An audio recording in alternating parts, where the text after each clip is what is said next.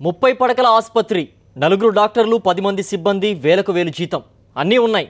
కానీ ఏం లాభం? రోగులకు కావాల్సిన వైద్యమే లేదు. అసలు డాక్టర్లే సమయానికి రారు. దీంతో రోగులు ప్రాణాలు గాల్లో కలుస్తున్నాయి. ఇంతకీ ఎక్కడుంది ఆ ఆసుపత్రి? ఆ డుమ్మా డాక్టర్ల కథేంటో ఒకసారి చూద్దాం.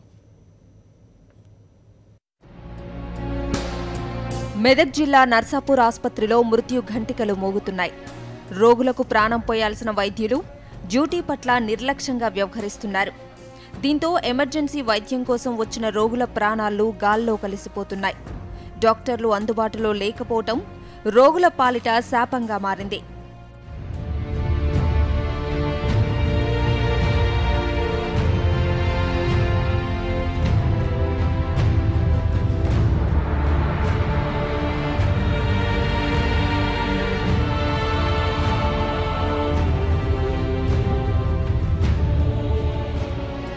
నియోజకవర్గంలోని ప్రజలందరికీ నర్సాపూర్లోని ప్రభుత్వ ఆసుపత్రి దిక్కు. వైద్యం కోసం ఈ ధర్మాసుపత్రికి నిత్యం అనేక గ్రామాల నుంచి పెద్ద ఎత్తున రోగులు వస్తుంటారు. ఇక్కడ 4 డాక్టర్లు, 10 మంది సిబ్బంది విధులు నిర్వహిస్తున్నారు. అయితే వైద్యులు సక్రమంగా రోగులకు అందుబాటులో ఉండటం లేదు. దీంతో అత్యవసర చికిత్స అందక పలువురు రోగులు వైద్యం అందక చనిపోతున్నారు.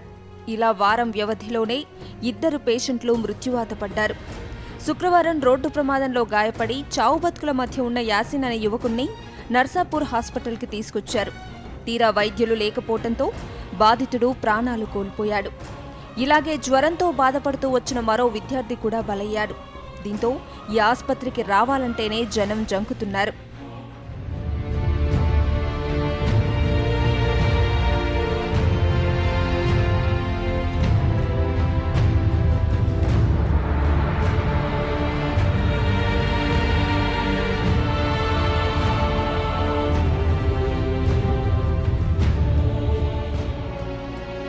ఆసుపత్రిలోని 4 డాక్టర్లలో 2 సెలవు పెట్టారు.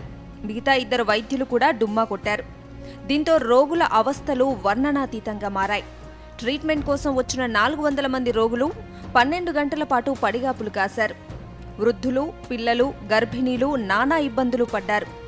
ఆసుపత్రి వైద్యుల నిర్లక్ష్యంపై రోగులు, వారి బంధువులు మండిపడుతున్నారు.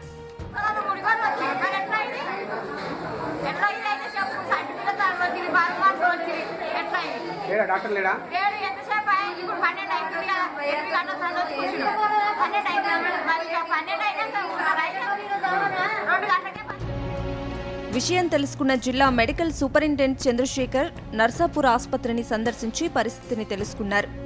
నిర్లక్ష్యంగా వ్యవహరిస్తున్న డాక్టర్లపై చర్యలు తీసుకుంటామన్నారు. డెఫినెట్గా ఇక్కడ డ్యూటీ ముందు వెళ్ళిపోయిన డాక్టర్ కానీ లేట్గా 2 డాక్టర్లే తప్పుంది. వాళ్ళ మీద యాక్షన్ తీసుకుంటాం. మెమోస్ ఇష్యూ చేయడం జరుగుతుంది. యాక్షన్ తీసుకుంటాం. మేము సేమ్ థింగ్ మా కమిషనర్కు తర్వాత కలెక్టర్ గారు కూడా ఇన్ఫార్మ్ చేయడం జరుగుతుంది. మొత్తం మీద నర్సాపూర్ ధర్మాసుపత్రి వైద్యుల నిర్లక్ష్యం పేదల ప్రాణాల మీదకొస్తోంది. ఇప్పటికైనా సదరు వైద్యులపై చర్యలు తీసుకుని పేదల ఆసుపత్రిని ప్రక్షాళన చేయాలని స్థానికులు కోరుతున్నారు.